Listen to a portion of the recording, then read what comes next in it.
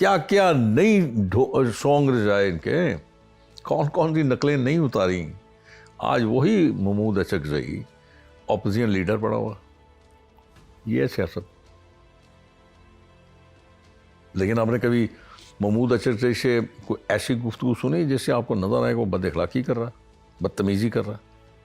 नहीं, not that we have noted. Fazal Rahman साहब से कभी आपने सुना? इतना कुछ कहने के बाद मौलाना फजल रहमान साहब ने कभी उनको कुछ नहीं कहा। जो मैंने बातें करते रहे, लेकिन डायरेक्टली कभी उन्होंने उनकी तजलील नहीं की। कर सकते थे। आज देख लीजिए, किसी ने कभी उनके मतलब ये नहीं कहा कि अल्लाह करिए अंदर ही रहे, क्योंकि इसने हमारे साथ बहुत बुरी की है। तो आप उनको बड़ी सताइश करते हैं, उनकी बड़ी तारीफ़ें करते हैं। जिस दिन आपके हक में फैसला नहीं होता आप बुराइयां करनी शुरू कर देते हैं। ये कैसा एटीट्यूड है यार, ये तो ठीक नहीं है। भाई आप अपने बुकरा से पूछें वो क्या कर रहे हैं, लेकिन जब आप बगैर फीस के फुकला करेंगे तो फिर वो उतना ही इंटरेस्ट लेंगे ना। खान साहब को मियाँ साहब मिलने गए थे 2013 के इलेक्शन, जब वो गिरे थे स्टेज से, हॉस्पिटल मिलने गए थे, बल्कि जलसा भी अपना मंसूख कर दिया था उन्होंने। तो अभी उनकी जो सिचुएशन है खान साहब की, वहाँ का सर आप वही वो एज वाली भी बात है कि उनको उनका कोई इस पे कोई आना चाहिए थी, कोई स्टेटमेंट या उनको। फिर अली बात वहीं आ जाती है ना, आपका एटीट्यूड क्या है, आप उनको किन किन नामों से याद करते हैं, आप उनकी बेटी के लिए क्या करते हैं, आप कौन कौन से अल्फाज नहीं इस्तेमाल करते। क्यों जाए भाई यार, आपको याद है वो बनी काला भी गया था देखने के लिए, मिलने के लिए? जी याद है ना? जी जी जी। आपने पाकिस्तान की बात नहीं की, आपने पाकिस्तान के अवाम की बात नहीं की, आपने बनी गाला की सड़क की बात की। ये यार ये ठीक करवा दें। ये तो आपकी ज़हनियत है, ये आपकी सोच है। मज़ा आता आप कहते कि पाकिस्तान के लिए आप ये काम करें ताकि पाकिस्तान मजबूत हो, आप पाकिस्तान के इंस्टीट्यूशन के लिए ये काम करें ताकि पाकिस्तान के इंस्टीट्यूशंस मजबूत हों, आप आवाम के लिए ये कुछ कीजिए कि ताकि आवाम की ज़िंदगी आसान हो। आपने कहा ये सड़क बना दें, उन्होंने कहा बन जाएगी, बनवा दी। आपने तो फिर भी वो एहसान को याद नहीं रखा। तो इसलिए मैं हमेशा ये बात कहता हूँ, आप देखिए ना ज़रा सियासत क्या होती है। आपको याद होगा कि फजल रहमान साहब के लिए, मौलाना फजल रहमान साहब के लिए कौन कौन से अल्फाज इस्तेमाल नहीं की, कौन से इल्क़ाबात से नवाजा नहीं, लेकिन जब उनको सियासत की ज़रूरत पड़ी तो बेस पे बैठ गए ना इनके साथ। ये होती है सियासत। अब दूसरी तरफ आ जाइए, महमूद अचकज़ई का कौन कौन सा तमाशा नहीं लगाया इन्होंने जी। क्या क्या नई सॉन्ग रजाए इनके, कौन कौन सी नकलें नहीं उतारी। आज वही महमूद अचकज़ई ऑपोजिशन लीडर पड़ा हुआ। ये है सियासत।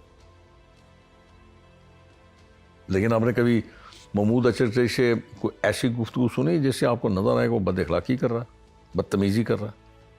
नहीं, not that we have noted. Fazal Rahman साहब से कभी आपने सुना? इतना कुछ कहने के बाद मौलाना फजल रहमान साहब ने कभी उनको कुछ नहीं कहा। जो मैंने बातें करते रहे, लेकिन डायरेक्टली कभी उन्होंने उनकी तजलील नहीं की। कर सकते थे। आज देख लीजिए, किसी ने कभी उनके मतलब ये नहीं कहा कि अल्लाह करिए अंदर ही रहे, क्योंकि इसने हमारे साथ बहुत बुरी की है।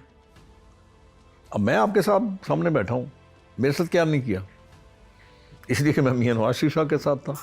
शेख साहब, आप ये सारी बातें कर रहे हैं, मॉरल वैल्यूज़ की भी बातें कर रहे हैं, आप मुझे समझा रहे हैं, मैं समझ भी जाऊं, ये तो मानने वाली बात है ना कि 2 साल उन्होंने जैसे जेल काटी। राना सनाउल्लाह साहब जो थे उन्होंने भी कहा कि जी ये जेल नहीं काट पाएंगे 2 साल, और 2 साल बाद जब उन्होंने खुद माना कि हाँ जी उन्होंने भाई जेल तो उम्मीद नहीं थी कि वो ऐसे जेल काट लेंगे।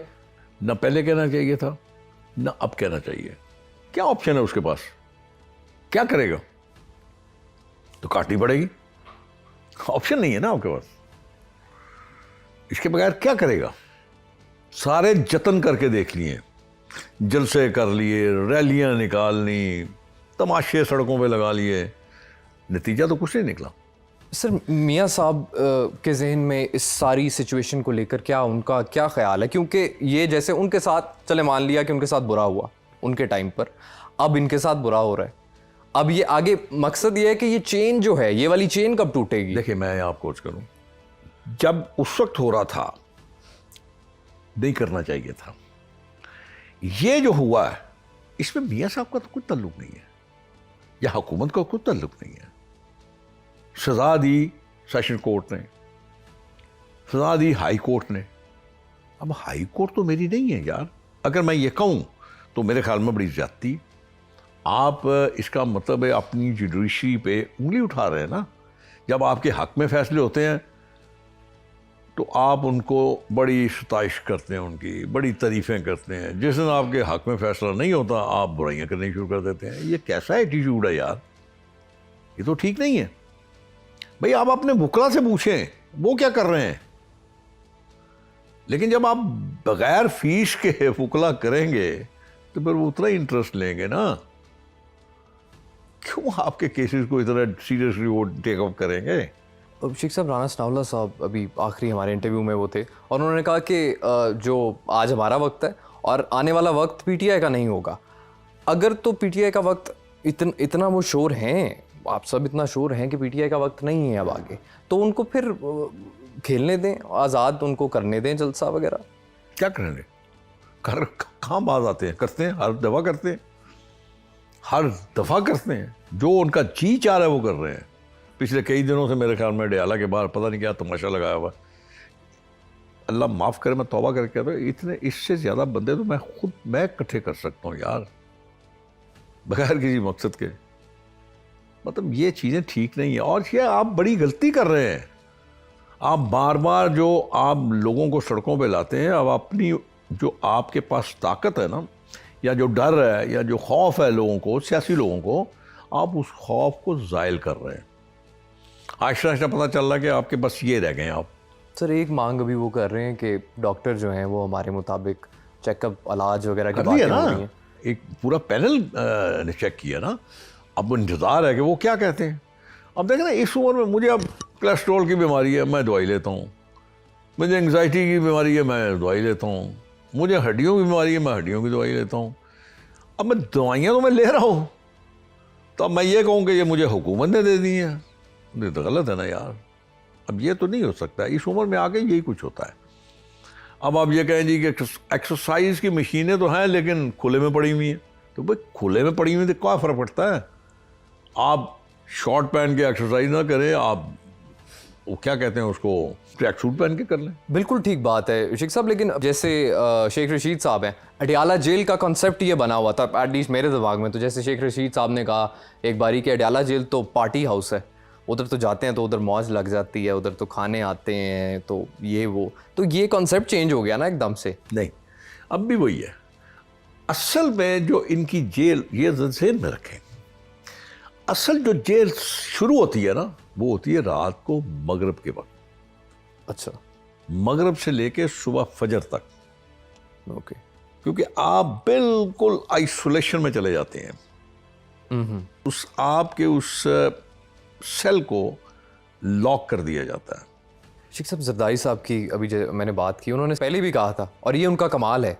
वो सर ये भी पहले, और इसमें सवाल, दो सवाल हैं इसमें। एक तो ये कि जरदारी साहब जो हैं वो क्या वाकई में वो किंग मेकर हैं? वो जैसे 100 उन्होंने ऐसी एग्जांपल्स दी हुई हैं। वक्त से पहले वो कुछ चीज़ें कह देते हैं। 2017 से पहले उन्होंने जो चीज़ें की वो 2-3 साल में सच हो गई। अब उन्होंने ये जेल का भी कहा कि 2 साल में जो है वो जेल आपसे पूछती है कि क्या हाल है, और अब उन्होंने कहा कि अब चीखों की आवाज़ें आ रही हैं 2 साल के अंदर। देखिए ना, जरदारी साहब एस्ट्रोलॉजर हैं, ना मैं एस्ट्रोलॉजर हूँ। मुझे याद है अच्छी तरह, बड़ी अच्छी तरह याद है। मसूफ वज़ीर आज़म थे। मैं एक टॉक शो में बैठा हुआ था, उसमें मेरा बड़ा पैशन था, मैं जाता था, बड़े शौक से जाता था टॉक शोज़ में। लेकिन जब बदतमीज़ी शुरू हुई फिर मैंने छोड़ दिया। मैंने कहा बस अब नहीं, कि मैं किसी को इतनी जुर्रत नहीं दूंगा कि वो मेरा गिरबान पकड़े जी। जब मेरे से बदतमीज़ी करे, मैं नहीं करूँगा। वो एक पीटीआई का बहुत बड़ा लीडर है सियालकोट का, वो मेरे साथ था और जिसका शो था वो भी बड़ा मशहूर एंकर है। तो बात यही हो रही थी, तो मैंने उससे ये कहा था, उससे मैंने एंकर से कहा, मैंने कहा मैं इनको एक मशवरा दे जाता हूँ कि उतना बोझ डालें जो कल आपने बर्दाश्त करना है। मैं जो आज देख रहा हूँ, जो महसूस कर रहा हूँ, जो मुझे नज़र आ रहा है, अडयाला जेल से इनकी चीखों की आवाज़ पार्लियामेंट हाउस तक जाएगी। उस लीडर ने कहा जी कि आप मुझे डरा रहे हैं। मैं कहा मैं डरा नहीं रहा, मैं आपको समझा रहा हूं। डराने में और समझाने में फ़र्क होता है। डराना ये होता है कि मैं तेरे मुंह पे थप्पड़ मारूं, मुक्का मारूं, ठुड्डा मारूं, ये डराना होता है। जी ये डराना नहीं है, ये समझाना है कि बंदे दे पुत्र बनो, उन्ना बोझ पाओ जिन्ना कल चुकना जे। नहीं समझ आई ना?